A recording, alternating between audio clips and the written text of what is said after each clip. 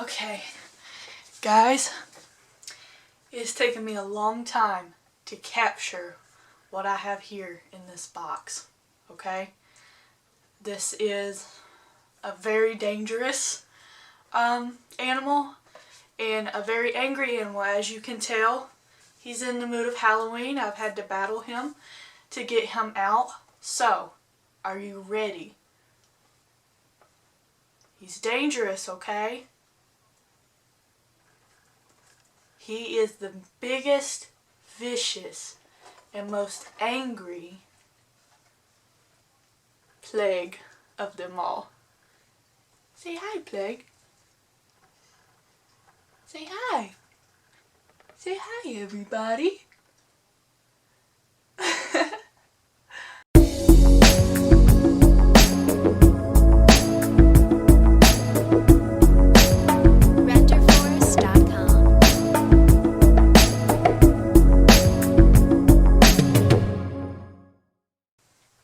Hi guys, and welcome back to another video. As you can tell from the beginning, today we have little baby Plague, who is our tiny little baby. Yes, he of course is a baby this size, but he is not going to get much bigger, surprisingly. Kenyan Sandboa, and his morph is Anery, but this is Plague.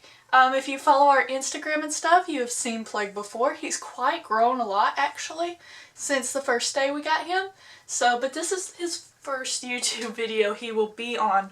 And the reason I actually brought him today is because he's the perfect size and the perfect ambassador in our small snakes video. So that's what today's video is about. We're going to be going over the small snakes mostly in North America. Not all of them though, or we would be here quite a while. But going over some of the small snakes in North America, because most of the time they are always mistaken as baby snakes of another snake and stuff like that. And then there's some very small snakes that's quite dangerous, so we're going to be going over those too. So because you see a small snake like, let's say, Plague, and of course Plague here is harmless, there is some that would be about Plague's size that would still be very harmful to humans. So I thought it'd be very interesting, and also since being somebody who's, you know, knows snakes and knows how to identify them, most of the snakes that I get sent in asking what they are mostly small snakes people find in their house, around their house, their cat brought in, stuff like that. Speaking of cat, we have Mo down here. You'll probably hear him through the video. But anyways, so I thought it'd be a good thing to go over, and then we can show little baby Plaguey as he's a baby. Ain't that right, Plaguey? He's kind of just chilling. He wants to be buried under the sand. He really doesn't want to be here. Yeah. You don't really want to be here. I'm sorry. I'm sorry. Okay, so let's say you're digging in your backyard somewhere in the US, and I'll show a map up here of where. And you dig up something and you're like, oh, it's a worm. But when you pick up the worm, you notice it's not slimy like a worm and it doesn't move like a worm. Well, that's because you just found the worm snake. And in fact, it is a snake, even though it looks like a worm.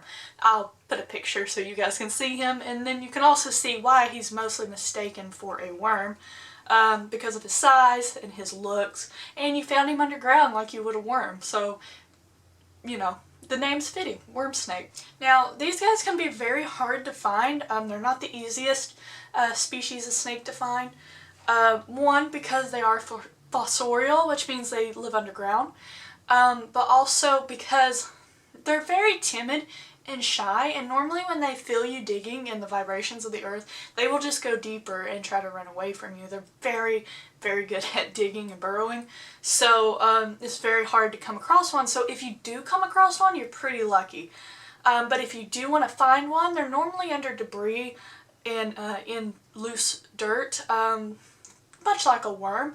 And the reason that is because they actually eat worms. It isn't cannibalism, okay? Because they're a snake, not a worm. Keep that in mind. But, so they'll kind of be where the worms are because that is their prey. So, you know, you gotta follow the food. It's like, you know, you'll find me in front of like Dunkin' Donuts because I like donuts.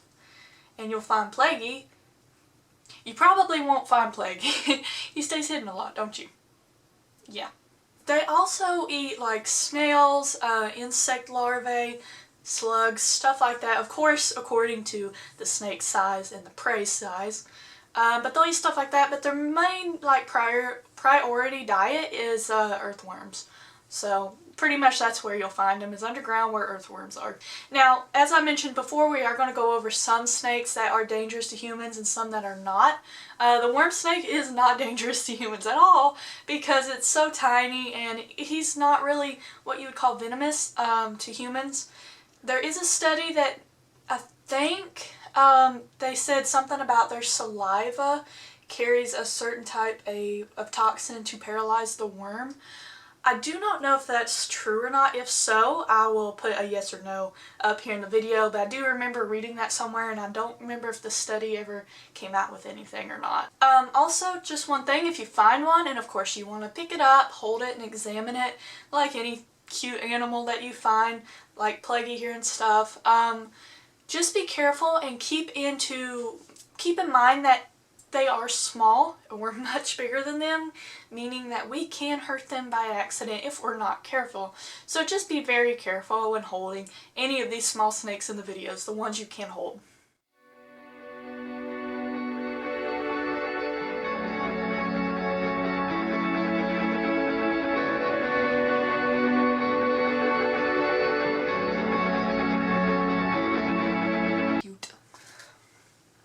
Okay, and for our second snake of this video, it also looks like a worm.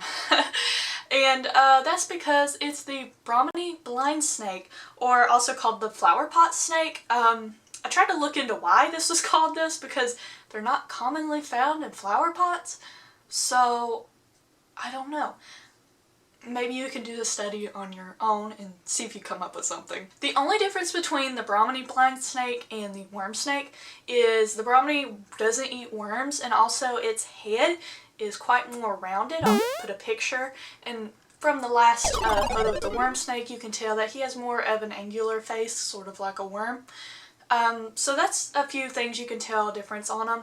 But I have come across many of the blind snakes before. Sometimes we even had to rescue some that actually accidentally fell into our pool. How that happened, I don't know, because they are also a snake that lives underground. So I don't know how they got in our pool exactly. It's still a mystery to this day.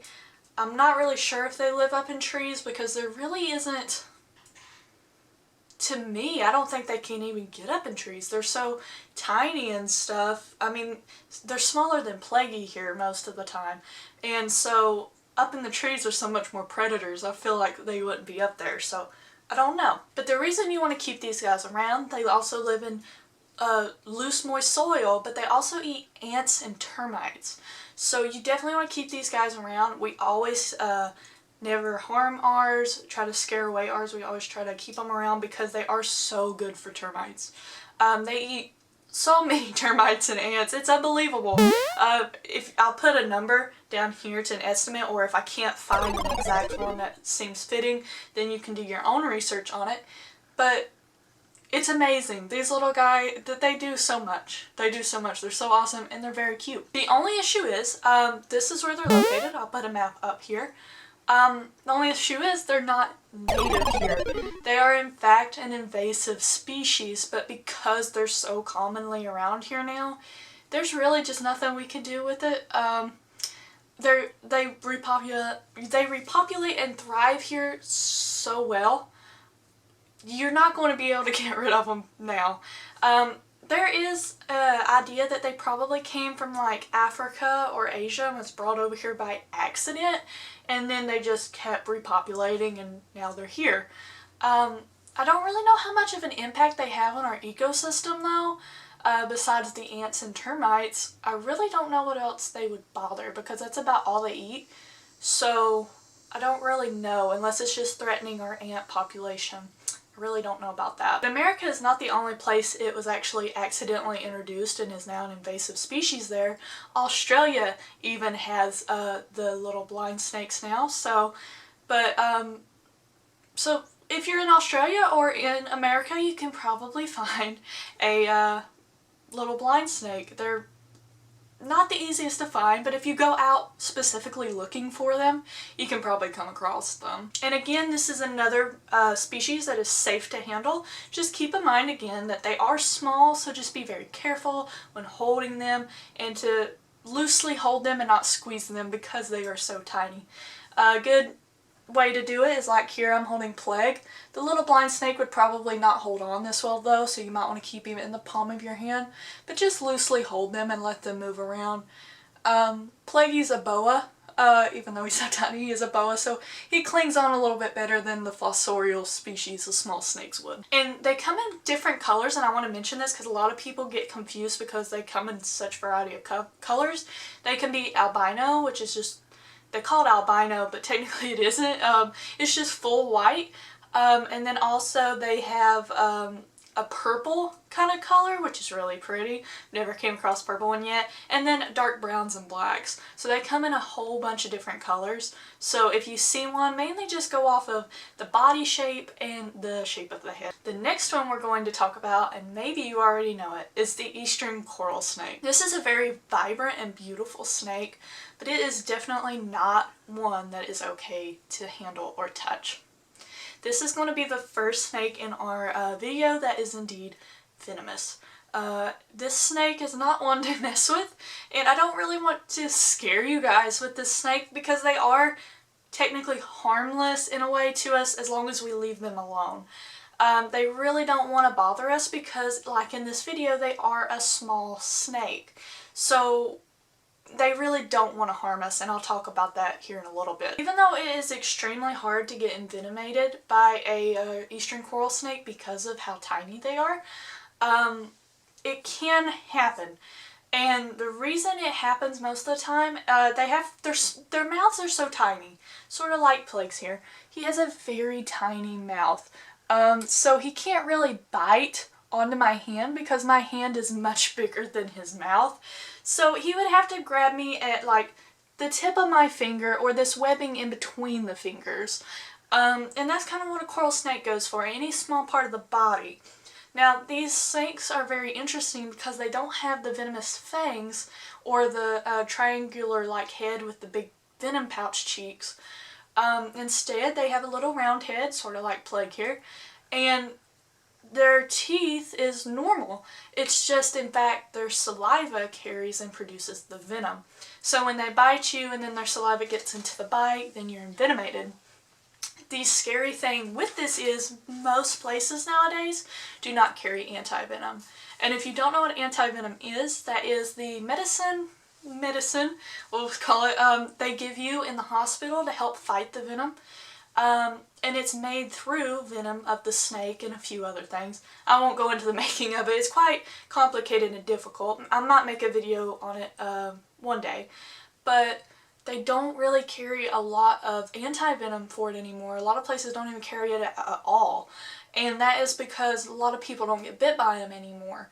But it still can happen. Some places do still carry it, but most likely you're going to pay a lot of money for it.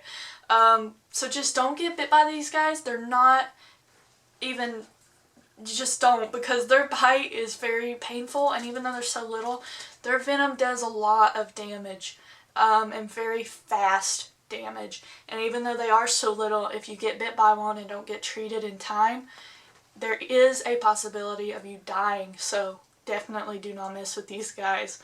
But again, if you leave these guys alone and, you know, don't touch them, don't pick them up, most likely they will go away. They're very scared of humans.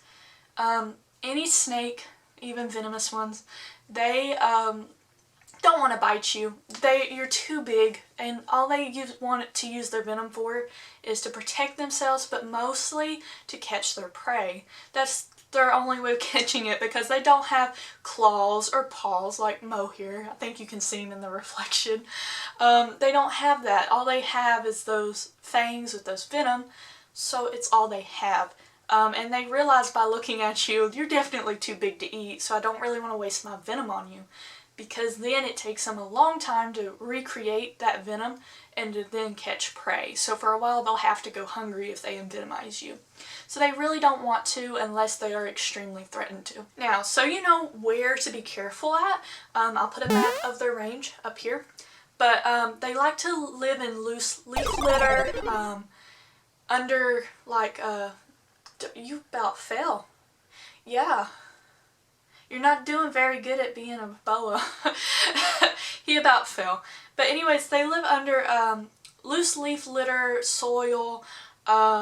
Sometimes I've even just seen them crawling on the ground, just going about their day. They eat most small lizards, possibly even frogs. I think I read somewhere that they eat some smaller frogs.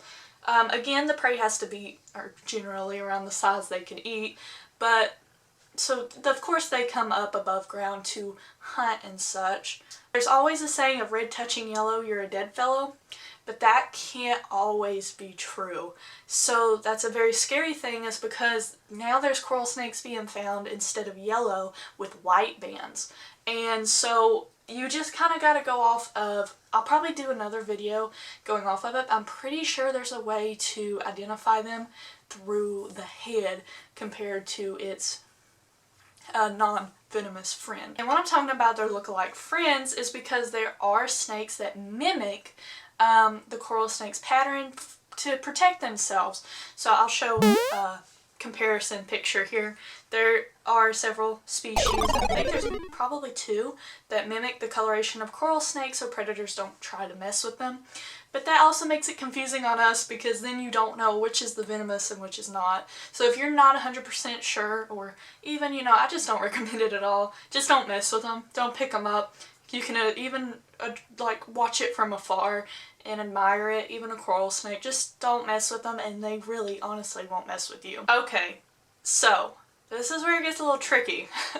The next snake that we're going to be talking about is the hognose snake. I'm not going into eastern or western, I'm just going to cover them all in one because there is 2 different types, but generally they're the same thing and I'm just going over the same similarities they share in this video. What I meant by confusing though is these snakes are venomous, but you can pick up these guys and actually keep them as pets. Now, I'm not telling you to go out and mess with a venomous snake because I'm sure your parents wouldn't like that. So don't make your parents mad at me. They may not want you messing with these snakes at all. But can you pick up and hold these venomous snakes? Yes. Yes, you can. A lot of people keep them as a pet, and the reason being is because their venom is actually toward what I would call, so you guys can understand, the main back of their throat, like back through here. That's where their venom fangs are. That's where they envenomize you. So they're called what is called rare-fanged venomous. So it's very hard for them to envenomize you unless you're a little kid and you have a very small finger, like a pinky, and they have to take it way back in their mouth and then envenomize you, or if you're an adult and they halfway eat your finger, which they are known to bite mysterious things and think they're food, but I'm pretty sure you would get it off before it halfway digests or starts to ingest your finger. So, you know, very hard to get envenomized by these guys, but if you have, or if you do and people have, it isn't life-threatening at all. It isn't even threatening to the point you'll lose a finger or anything.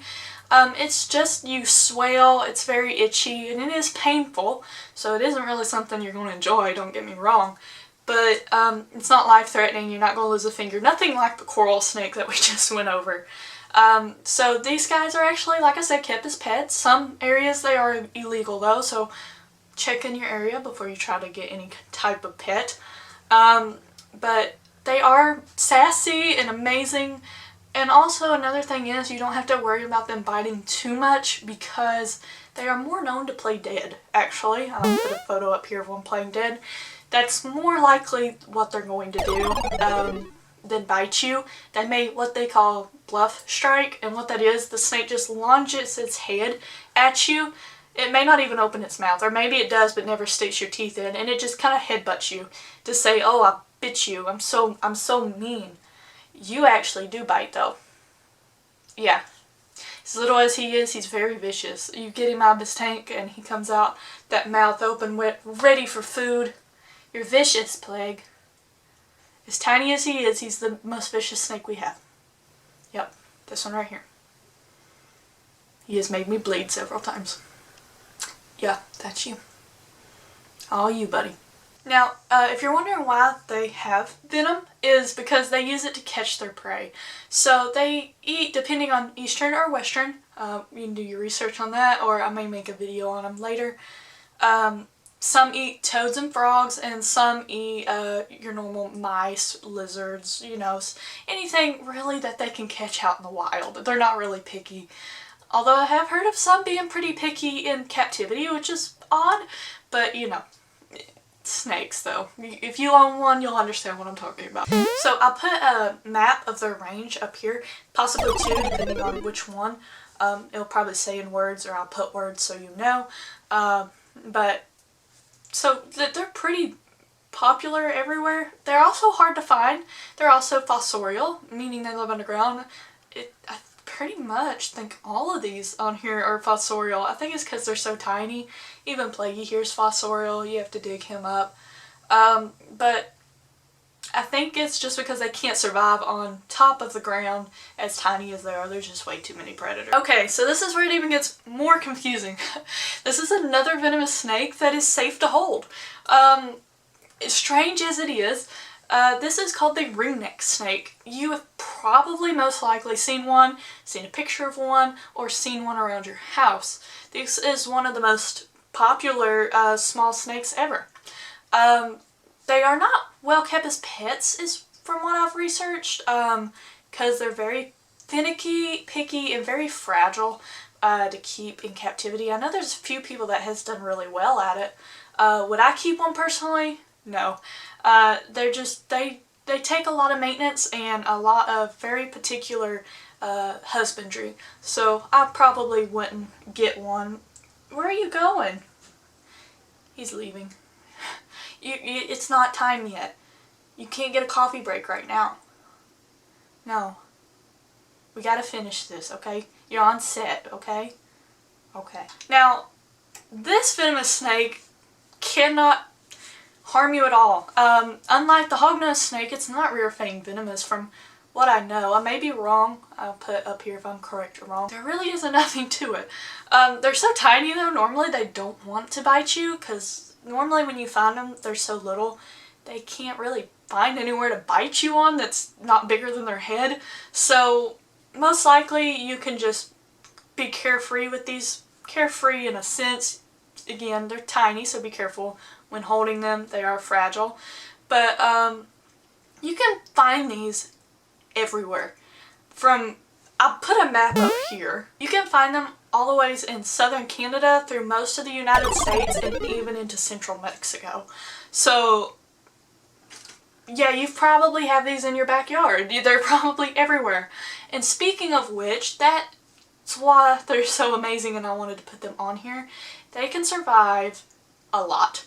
For them to be so fragile in captivity, which is strange, they live about everywhere and can withstand quite a lot. They're easy to find, generally, if you're looking for them, and most likely, hate to tell you if you're scared of snakes, they probably live inside your home or around your home. But a lot of people don't ever figure this out because of how tiny they are, and they normally live underground or find a place to get into your walls. But people has found these most likely in their house before. They're so tiny they can slip through anything. So don't be worried though, they're completely harmless. And they're so tiny, they're safe to pick up. They're just little cutes. I mean, they're just so cute. But they have a ring around their neck. That's why they're called ringneck snakes. But also their stomach is very beautifully patterned and colored. And they're just very pretty. And the reason that is because their defense mechanism is flashing, turning over their tail to show that red color to tell somebody, hey, watch out, I am, you know, if you eat me, I'll make you sick. So It's really neat though, so they'll probably most likely do that than bite you, so you'll just get to see their cute little underbelly, which is kind of cute. Okay, so for the next snake, we have this awesome video sent in by some fans. They wanted me to identify this snake that they have found, so I'm going to show you guys the video and let you guys see if you can figure out what snake it is. Just a baby yellow rat snake, I think. Alright, well, we have an expert on our team, and I'm sure this is a Miss yellow rat Addie snake. will tell us what it is. And it might be a yellow rat snake. We don't know. Is it red or orange? His head. And he does have a stripe on his back. You can hardly see it. If you guessed the pinewood snake, you're absolutely correct. That is a cute little pinewood snake. Now, they get mistaken a lot as baby rat snakes, red rat snakes, or what they also go by, corn snakes. But in fact, they're not. But they do look like them. As a baby, they could be mistaken easily for that. But they are, in fact, a pinewood snake. And most likely, the one that you guys have is not even a baby at all. They are also a small snake. Some have been cited that wouldn't probably, to some people, be called small. But most of the time, they are a small snake. They are also quite hard to find, so good job on finding that one. And I also want to congratulate you guys on not holding the snake and being very careful with it until you figured out if it was dangerous or not. That is awesome, and I'm glad you guys did that, because it takes the risk off of you in case it is a venomous snake, and you never can be too sure. So thank you so much on doing that before finding out. And then I'm going to show you guys a video of once I told them what it was, with them showing us a little bit more up close and hands-on with the pinewood snake.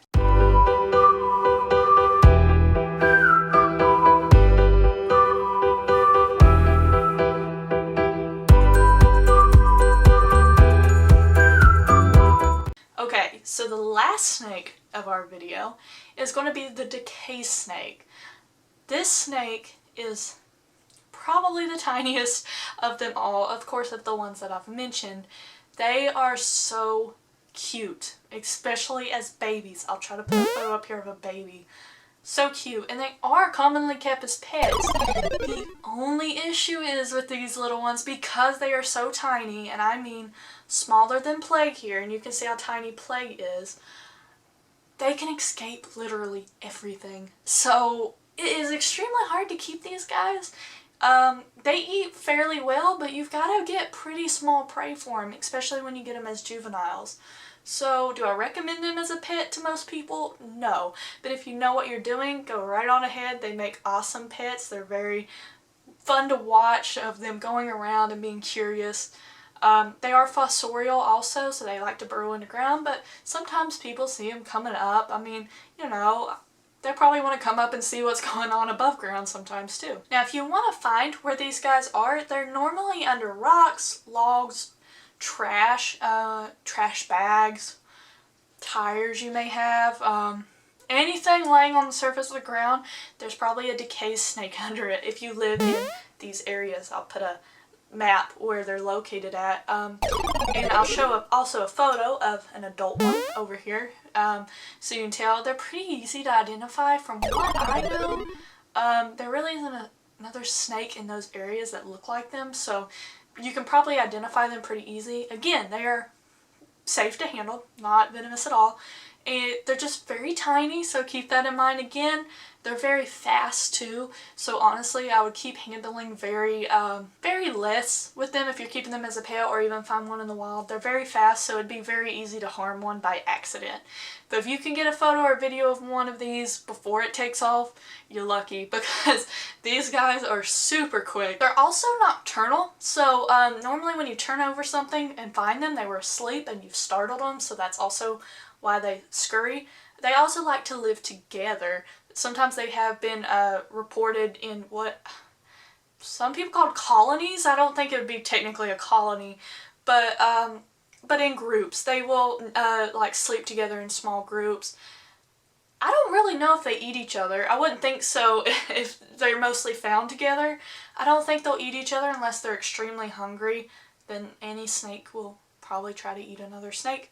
But it's really cute to find them. They have really cute faces too. I'll put a photo of a close-up of its face. And also, these snakes are also found about everywhere. All the way even in parts of Canada, in North America close to like the Rocky Mountain areas, and then even into Mexico. So they're about everywhere. So they're pretty easy to find. Again, they're also pretty popular in pet trade. Would I recommend them? No. But, you know, if you're looking into a small snake, I would recommend, honestly, something like Plague here, which is a Kenyan samboa, or a hognose snake. Those are a little bit more common and easier to feed and house and such. But that's the last snake of this video, guys. Didn't want to go over all of them. We'd be here quite a while, and this video is also going to be quite long. But I wanted to share with you guys this because most of the time people find these small snakes and don't really know what they are. So hopefully that helps you so you can identify them, or even if you want to go herping for one, you kind of know where to go now to herp for one. Of course, I forgot to mention in the beginning of this video, Plaguey here is not native to North America. He's a Kenyan samboa. He's more in the Africa, you know, he's not from here. If you see one of these in the wild, please let somebody know because they're not supposed to be here. So he is, I just used him as representation of his size, and since he's a little small snake, I thought it'd be awesome to add him in the small snake video. So we want to thank you guys so much for watching, and if you have any questions or anything, please send them down below in video, text, whatever. If you send in a video, you'll probably be on our next video. And this can be for anybody, guys. You don't have to be a kid to send in a video or a question. It's okay to have a question. Heck, I even ask questions. It's okay. You don't have to be a little kid to do that. But just send in a video and you can start in our next video. And we'll answer any type of questions you have if we know the answers, and if not, and we have to do some research, you helped us learn something new too. So we just want to thank you guys for watching and stay tuned for the next video. Stay wild, guys!